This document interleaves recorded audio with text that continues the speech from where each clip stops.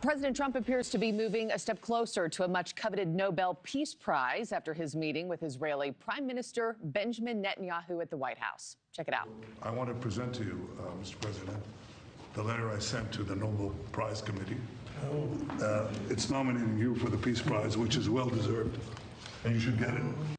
Yeah, so this was part of their long-awaited dinner and meeting at the White House last night. Netanyahu's decision to nominate President Trump is raising eyebrows, though, especially as Israel ramps up operations in Gaza, despite the president's campaign promise to end the Israel-Hamas war.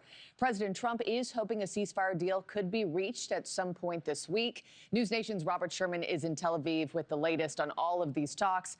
And Robert, talk us through last night and where that gets us in terms of negotiations and how much closer it gets us to some sort of deal here.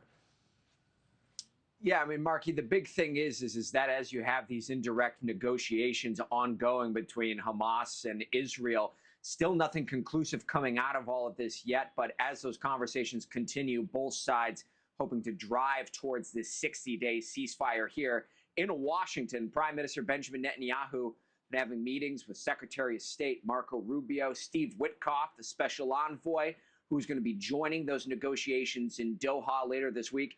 And of course, President Trump, two world leaders meeting for dinner, trumpeting the closeness of their relationship. The prime minister speaking about this broader plan for peace that the president has been touting. He forged the Abraham Accords. He's forging peace as we speak in one country and one region after the other. But hostage families are hoping that this is more than just a moment for the cameras and that it can be seized and used as an opportunity in order to get a deal done. We've seen some making the journey from Israel to Washington, hoping to see some progress.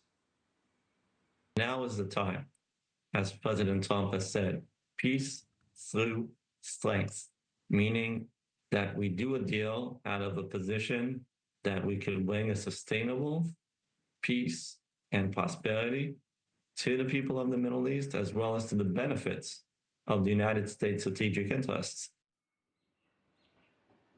But back here in Israel, people are mourning today. 5 IDF troops killed in northern Gaza, 14 injured during an ambush.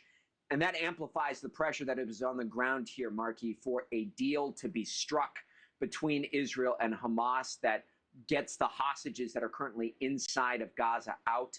It's estimated that there are 50 inside of Gaza at this hour, estimated 20 still alive. Markie. And just on the other side of this upcoming break, we'll be speaking to the mother of one of those remaining hostages there in Gaza. We'll get her take on the latest in negotiations there. Robert Sherman live in Tel Aviv. Thank you. Thank you for watching. Subscribe below and download our NewsNation app right now on your phone, and you will get fact-based, unbiased news for all Americans.